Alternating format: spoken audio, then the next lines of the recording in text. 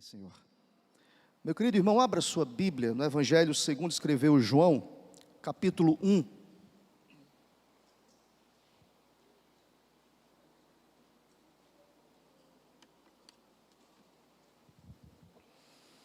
Evangelho segundo escreveu João, capítulo 1, versículo 29, apenas o verso 29. Estaremos pensando aqui nesta manhã sobre verdades que estão inseridas aqui neste versículo 29 do capítulo 1 do Evangelho de João. Nos diz a palavra: no dia seguinte viu João a Jesus que vinha para ele e disse, toda a igreja: eis o Cordeiro de Deus que tira o pecado do mundo. Mais uma vez, eis o Cordeiro de Deus que tira o pecado do mundo. Irmãos, coisa maravilhosa poder estudar mais um texto, mais um versículo que está inserido justamente em mais um evangelho sinótico, evangelho escrito, registrado, narrado pelo apóstolo João. Nós sabemos, nós crescemos ouvindo tal realidade. Evangelho diz respeito a uma boa notícia, uma boa mensagem, as boas novas daquilo que entendemos como evangelho. É uma boa nova, é uma boa notícia que nós ministramos às pessoas. Mas quando nós estudamos a palavra evangelho, não fugindo de todos esses conceitos, todas essas definições, é claro, nós iremos perceber que o evangelho denota a alegre e prazerosa mensagem da graça a nós exibidas em Cristo, ou exibida em Cristo. O evangelho se resume a um nome, irmãos: Jesus. A fim de que possamos entender que nós somos instruídos por Ele mesmo, para rompermos com as passageiras riquezas e os passageiros prazeres que o mundo nos oferece. O Evangelho se resume à ideia de abraçar a proposta de Cristo, não porque nós tínhamos outro caminho a percorrer.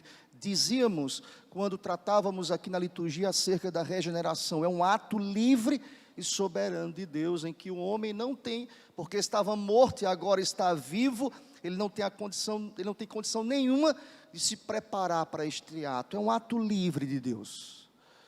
E desse ato livre que Deus nos oferece e que nos é oferecido, a Bíblia dá o título de Evangelho, que é proclamado, que é anunciado, que é concernente a Cristo.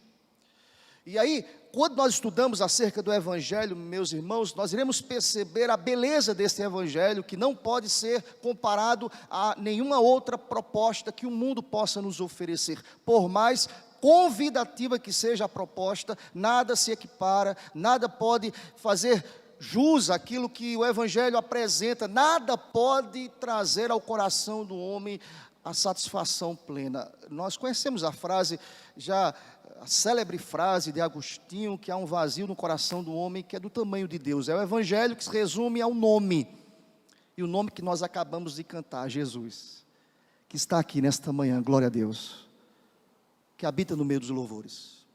O Evangelho revela ao coração da gente esta boa notícia. Mas quem está narrando acerca do Evangelho, no texto que lemos, é João, o apóstolo João.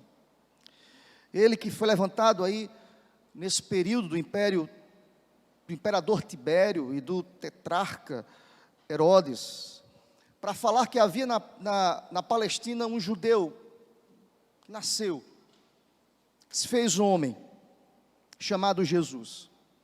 Você irá perceber que em todo o seu evangelho, claro, não é objeto da nossa ministração nesta manhã, mas quando nós entendemos o pano de fundo, quando nós estudamos o evangelho de João, nós iremos perceber, irmãos, que Jesus, o judeu maravilhoso, que é nascido no tempo estabelecido por Ele mesmo, por ser Deus, Ele nasce e reivindica alguns títulos.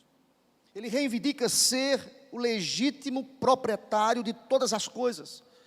João vai registrar também que ele traz para si o título de pão da vida, a água viva, o bom pastor, aquele que dá a sua vida pelas ovelhas, aquele que ressuscitará os mortos no último dia, o próprio Messias prometido pelos profetas, o caminho para Deus, o próprio objeto da fé e da adoração, uma pessoa divina de forma tão completa e abrangente, que isto lhe permitiu dizer em alto e bom som: eu e o Pai somos um. E é João que registra isso no capítulo 10, versículo 30. Eu e o Pai somos um, eu sou o próprio Deus. É o que a teologia chama 100% divino, Ele é o próprio Deus. Ele que resolve se relacionar. Ele que resolve se apresentar como a mensagem, a boa notícia, a boa nova que veio ao encontro de todos nós. Eu estava lendo um comentarista chamado William Hendrickson.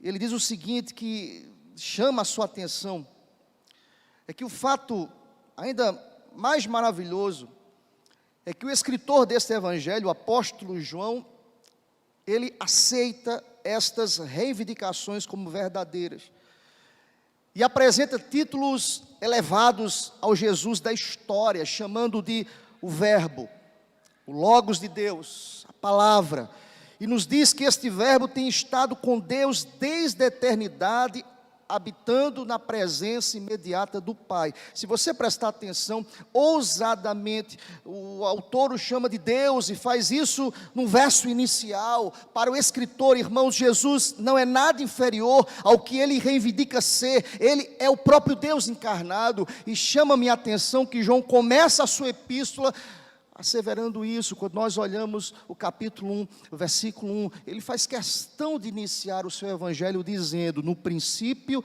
era o Verbo, e o Verbo estava com Deus, e o Verbo era Deus. Ele vai dizer no verso 14, e o Verbo, este Verbo, que é o próprio Deus, ele se fez carne, ele habitou entre nós, cheio, presta atenção, querido, cheio de graça, cheio de verdade, e vimos a sua glória, glória como do unigênito do Pai. João inicia o seu evangelho dizendo, reivindicando e trazendo autoridade àquele que é a própria mensagem, dizendo, ele é o próprio Deus, e ele que é o próprio Deus, ele se fez carne.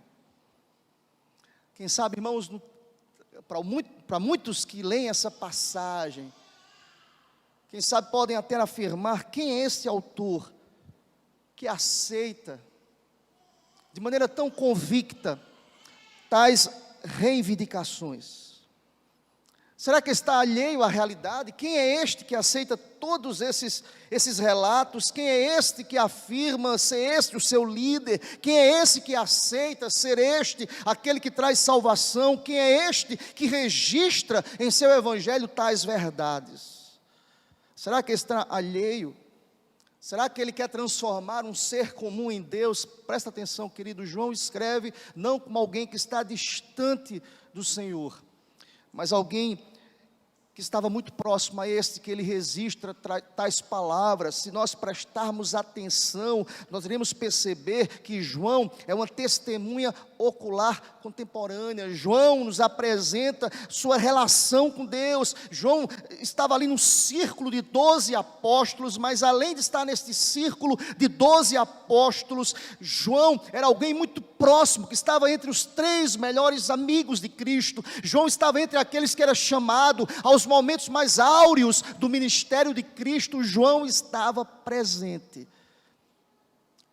Isso é registrado por outro evangelista, quando nós estudamos o evangelho de Marcos, como exercício bíblico, querido, presta atenção, olha o que Marcos vai escrever acerca da experiência de João com o próprio Cristo. Ele vai dizer, meu querido irmão, que João era muito próximo, e nós podemos citar 3 capítulos aqui, ou 3 versículos importantes, registrados por Marcos. Vai comigo, Marcos capítulo 5, versículo 37, olha o que diz a palavra de Deus. Na ressurreição da filha de Jairo, está escrito: contudo, Cristo, o próprio Deus, não permitiu que alguém o acompanhasse, senão Pedro e os irmãos Tiago e João. Na experiência, que para mim é uma das experiências mais belas das Escrituras acerca de Cristo, na transfiguração, lá no capítulo 9 de Marcos, vai comigo ao capítulo 9, no versículo 2, está escrito: 6 dias depois, quem Jesus tomou para ir com ele? Pedro, Tiago e João, e levou-os sós, à parte, a um alto monte e foi transfigurado diante deles. Irmãos, que experiência maravilhosa. Marcos vai registrar que as suas vestes resplandeceram e sobremodo brancas, eram resplandecentes, como nenhum lavandeiro da terra poderia alvejar. Estava ali nessa experiência que aparece Elias e Moisés, em que Pedro representa esses três, e quem sabe o colegiado apostólico que diz: Jesus, vamos armar aqui 3 tendas, uma para o Senhor, um para Moisés e um para Elias. Aqui está bom demais, é bom estar em tua presença. Queridos, João foi testemunha ocular deste fato. Mas é Marcos também que vai dizer que João, lá no capítulo 14, em outra experiência maravilhosa, no Getsêmani, lá no capítulo 14, versículos 33 e 34. No ocaso do seu ministério, diz a palavra no verso 33, que levando consigo quem, queridos? Pedro, Tiago e João, começou a sentir-se tomado de pavor e de angústia, e lhes disse: a minha alma está profundamente triste até a morte, ficai aqui e vigiai. Irmãos, cito esses textos para dizer para vocês o quanto que João teve experiências profundas com este que ele narra aqui, com o próprio Deus, experiências marcantes. Todos nós tivemos experiências com Deus, mas de fato, irmãos, eu estou falando aqui de alguém que tem autoridade para dizer, ele é o próprio Deus. Alguém que tem autoridade para registrar o que ele registra aqui nesse verso 29, da experiência de João Batista, citando o evangelista João, diz assim: olha, este que o viu, nos apresenta o Cordeiro de Deus que tira o pecado do mundo. Presta atenção, querido. Eu queria nesta manhã, pela graça de Deus, olhar para esses versículos que foram registrados por este homem chamado João, que era próximo, que era íntimo, que era amigo de Jesus, que caminhava com ele, que tinha autoridade para ministrar o que ele acaba de ministrar, escrever, registrar, iluminado pelo próprio Espírito, de afirmar e registrar o que João disse: este é o Cordeiro que tira o pecado do mundo. Por quê? Porque, meus irmãos, nós queremos pensar nesta manhã sobre a excelência da expiação de Cristo. Daqui a pouco iremos participar da mesa do Senhor, irmãos. Eu não posso participar da mesa do Senhor sem entender de fato o que significou esta expiação, sem de fato compreender aquilo que João registra aqui: eis o Cordeiro que tira o pecado do mundo. E esta expiação que é superior, que é excelente, que é poderosa, que é irreparável, que é irretocável, que não pode ser completada, que não há espaços para ações humanas, para devaneios humanos, para pensamentos humanos, para arranjos humanos. A expiação de Cristo foi perfeita e foi superior e nos alcançou. Bendito seja o nome do Senhor. Eu quero pensar sobre 3 verdades aqui no texto, acerca da superioridade da expiação de Jesus. A expiação de Cristo, querido, e diz aqui João, registra, é superior, pelo menos em 3 aspectos. O primeiro deles, é superior em sua natureza da sua vítima, melhor dizendo, é superior na natureza da sua vítima. Olha para o texto diz: eis o Cordeiro de Deus. Pastor, por que a expiação de Jesus é superior dentro desse contexto judaico, de rituais? E João diz: eis o Cordeiro de Deus. Por que superior? É superior na natureza da vítima. Que esse cordeiro, diferentemente, irmãos, dos sacrifícios do judaísmo, que eram animais irracionais, o sacrifício do cristão é o cordeiro, que planejou, que arquitetou, que expia o pecado do mundo, que expiou o nosso pecado, que se apresentou voluntariamente de tal forma que João Batista, aqui neste versículo 29, que tinha os seus discípulos, que era um rabi, que era um mestre, que era um líder, que tinha seguidores, que tinha sectários, no momento oportuno do Messias prometido, ele diz: eis o Cordeiro que tira o pecado do mundo. A natureza da vítima é o próprio Deus, é aquele que encarnou, que expia o nosso pecado. Mas alguém pode estar perguntando: pastor, o que é expiação? Presta atenção, querido, a expiação é uma reconciliação de partes alienadas entre si. É a restauração de um relacionamento que foi rompido. Quem rompeu esse relacionamento, nós fomos representados ali no Éden por Adão. Primeiro Adão, essa relação foi rompida. E o que é que faz a expiação? A expiação é realizada por ressarcir os danos, apagando-se os delitos e oferecendo satisfação pelas injustiças cometidas.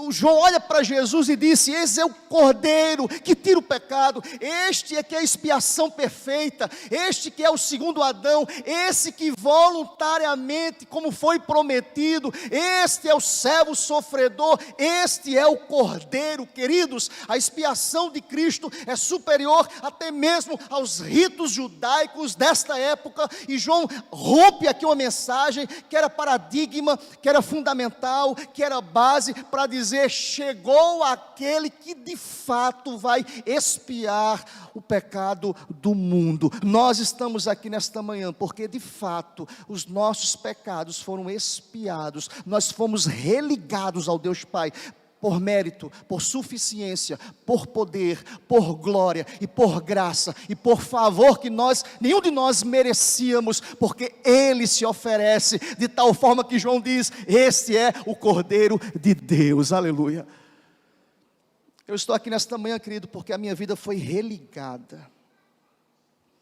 Deixa-me dizer uma coisa, querido, toda pessoa peca, toda pessoa peca, toda pessoa, segundo a Escritura, tem culpa. Toda pessoa falha. Mas essa mesma palavra que diz que todos nós não temos poder, nós não temos recursos para uma autoexpiação. A Bíblia diz aqui que é Cristo. Ele que expia, Ele que religa, Ele que age misericordiosamente sobre cada um de nós, de tal forma que nós podemos afirmar nesta manhã que a sua expiação é superior por causa da natureza desta expiação. É o próprio Cristo que diz a palavra, João 3,16, porque Deus amou ao mundo de tal maneira que deu o seu próprio Filho para expiar, para arrastar fora de nós aquilo que não estava diante do Senhor Deus como algo puro, santo. Ele nos fez santo. Bendito seja o nome do Senhor Jesus para sempre. A expiação de Cristo é superior, irmãos.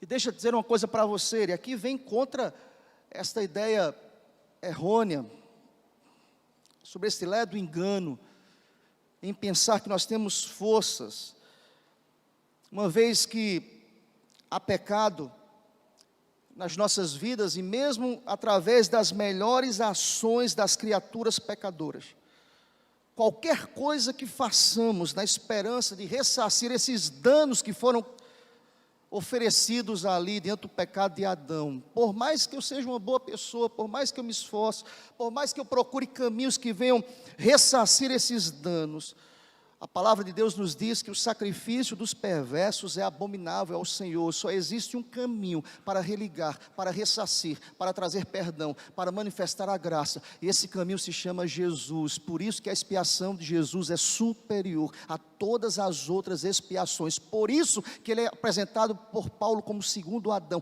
aquele que veio reparar, religar, restituir, restaurar todas as coisas. Nós precisamos dizer ao Senhor Jesus nesta manhã: Jesus, muito obrigado por tua expiação voluntária e perfeita. Bendito seja o teu nome para sempre.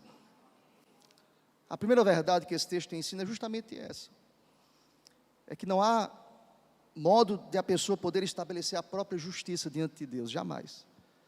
Jesus faz isso por mim e por você. Por isso que a expiação dele é maravilhosa, a maravilhosa graça de Deus que nós tanto cantamos. É o enfoque do Evangelho, é o enfoque do Evangelho.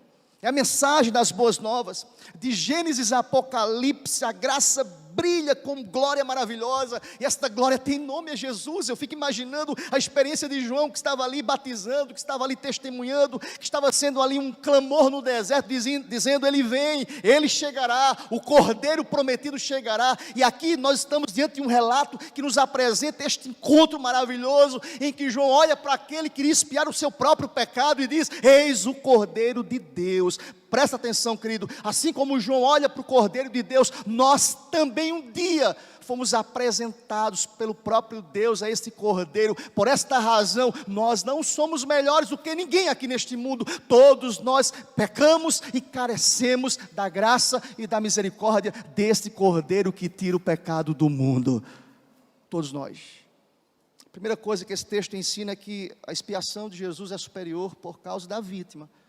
O próprio Deus se oferece e se faz maldito em nosso lugar. João vai dizer também, irmãos, porque a expiação de Jesus é superior, queridos, é superior na eficácia do trabalho. Olha o que diz o texto, olha para o texto. Eis o Cordeiro de Deus que tira o pecado. A segunda coisa que esse texto me ensina e nos ensina nesta manhã, irmãos, lembram? É superior por causa da vítima, não era um cordeiro irracional, era o próprio Deus que se faz homem, que habita, que vem tabernacular. Mas o texto também diz, irmãos, que esse sacrifício, esta expiação, ela é superior na eficácia do trabalho. Lembrem comigo, enquanto os sacrifícios judaicos só traziam pecado, a lembrança a cada ano, anualmente, a expiação de Cristo tirou o pecado, definitivamente. Nós somos vencedores em Cristo, pelo sacrifício de si mesmo. Se você estudar a palavra tirar, o verbo tirar, irmãos, ele pode ser explicado de duas formas.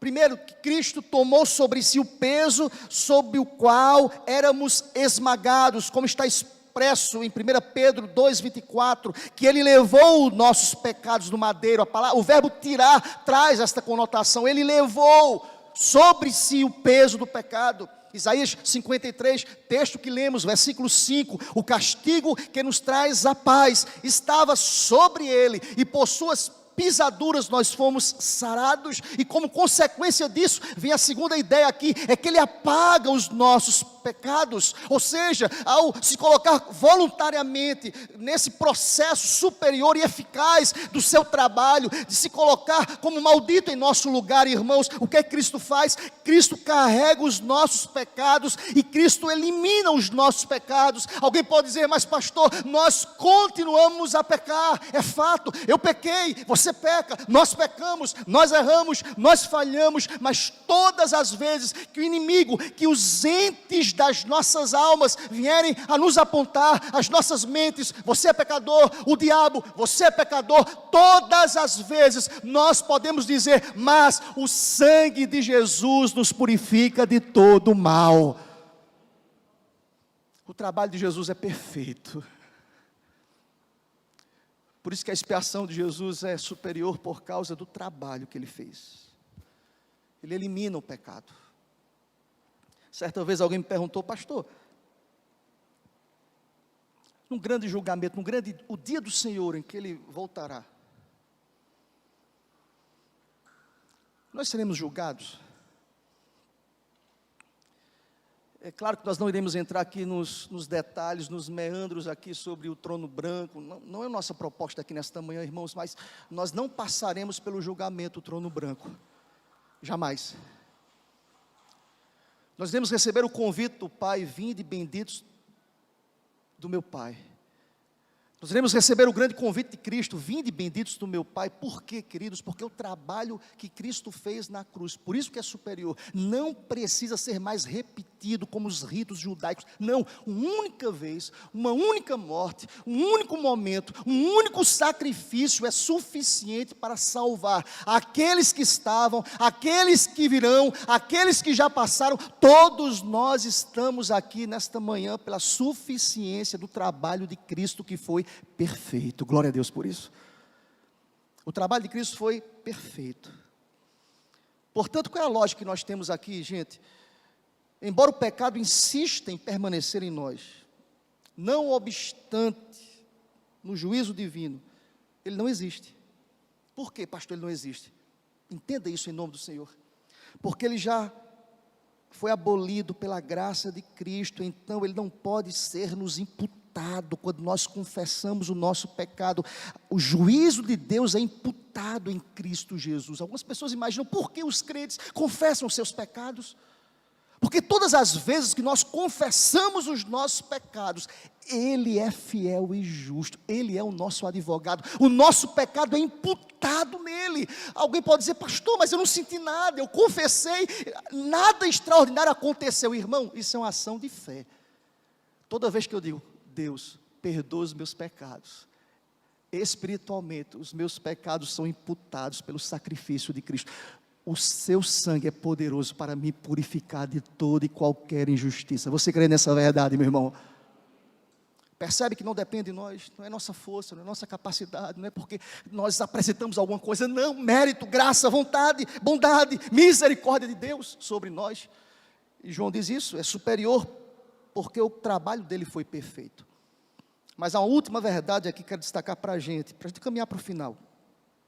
É superior por causa da vítima, é o próprio Deus. A expiação de Cristo é superior pela eficácia do trabalho, Ele tira o pecado do mundo. Mas em último lugar, esta expiação é superior no âmbito de sua operação. O que eu quero dizer no âmbito de sua operação é a todas as nações, a todos os povos, a todas as etnias, porque João vai dizer, olha para o texto, eis o Cordeiro de Deus que tira o pecado do mundo.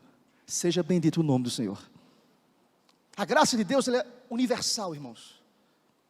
Faça mais uma vez um comparativo. Nunca esqueça de ler o Evangelho de João, entendendo que o que regia, o que normatizava, era uma cultura judaica. Os ritos judaicos estavam aqui. Lembram? Enquanto a finalidade dos sacrifícios judaicos era o benefício específico de uma única nação. A uma nação só. A finalidade do sacrifício cristão é para todas as nações, é o que nós chamamos, o leque da graça foi aberto, por isso que João vibra, por isso que a mensagem de João, claro irmãos, não tem como inserir o sentimento, a alegria dele aqui no texto, mas eu gosto de ler a palavra, imaginando os fatos, eu fico imaginando aquele que era o rabi de um grupo que lhe seguia, dizendo, esse sim é o Cordeiro, esse sim é poderoso para tirar, não apenas o pecado dos judeus, para perdoá-los, mas este é poderoso para tirar o pecado do mundo. Irmãos, olha aqui para mim, quando João diz no mundo, sabe o que João está dizendo? João está dizendo, olha, ele é poderoso para tirar o pecado de todas as tribos, de todos os povos, de todos os perdidos pelo pecado, por natureza perdidos. É o Cordeiro que tira, que é poderoso para erradicar de todas as nações, entre elas os escolhidos, e tirar aquilo que os separa de Deus. Ele é poderoso, e seja bendito o nome do Senhor. Chama minha atenção, queridos, que aqui nós podemos entender claramente a ideia de pecado de uma maneira universal, mas a graça também é apresentada de maneira universal. Ele é poderoso para tirar. O Cordeiro remove, o Cordeiro restaura, o Cordeiro é poderoso, o Cordeiro é apresentado como o único que pode fazer isso a todas as nações. João aponta para ele para dizer, olha, eu não posso, mas ele pode. Presta atenção, querido, o que eu quero lhe dizer nesta manhã é que não há causas impossíveis para aquele que pode expiar e perdoar. Não há pessoas que possam dizer, olha, não tem jeito. Para Cristo, todo pecador pode ser objeto de sua graça. Isso eu falo, quem sabe, para o seu marido, para a sua esposa, para os seus filhos, para um parente seu que você diz, não tem jeito. Segundo a palavra, existe sim jeito, porque Jesus, o Cordeiro de Deus, Ele remove, Ele restaura, Ele é poderoso para tirar o pecado do mundo. Você sabe por que eu estou aqui esta manhã pregando para vocês, ministrando a palavra? Porque Ele fez isso no meu coração. Você sabe por que vocês estão aqui nesta manhã? Porque Ele fez isso no coração de vocês. 3 verdades pontuais aqui nesse texto eu deixo para a gente aqui nessa manhã. Toda vez que você vier participar de uma ceia, nunca esqueça disso. Que nós estamos aqui porque a expiação de Jesus é superior. Superior por causa da vítima, ele é o próprio Deus que se oferece. Superior por causa do seu trabalho que foi eficaz. Lembram um dos 5 pontos do calvinismo, chamado eficaz, perfeito, irreparável. O seu trabalho foi eficaz, não precisa de complementos. Aqui vem de encontro a tantas doutrinas pesadas, distorcidas, absurdas, em que as pessoas tentam completar o sacrifício vicário de Jesus. Ele não precisa de nenhuma ajuda humana, irmãos, nenhuma teologia, nenhuma doutrina que venha completar a sua obra, o seu trabalho. O trabalho de Jesus foi perfeito. Mas por fim, João vai dizer para a gente que esse trabalho ele é de âmbito universal, não apenas a uma nação localizada, não apenas a um povo. A graça de Jesus se estende a todas as tribos, povos e raças. E quando eu falar sobre tribos aqui, pense nas tribos urbanas também. Tribos urbanas. Pense naquelas pessoas que são diferentes da gente. Pense em alguém que se diz assim, rapaz, isso é um drogado, alguém que só vive se drogando. Ele veio para salvar esses. Essa é uma pessoa que assumiu publicamente que é homossexual, que não adere aos princípios bíblicos de gênero. Ele veio para salvar pessoas assim. Mas é uma prostituta, pastor. Foi ele que disse àquela mulher adúltera, vai e não peques mais. Eis o Cordeiro que tira o pecado do mundo. Qual é a minha missão enquanto discípulo de Jesus? Pregar esse evangelho. Dizer a esperança. Dizer, ele pode. Dizer, o sacrifício de Jesus é superior e eficaz e poderoso para transformar o mais vil pecador. Em nome de Jesus.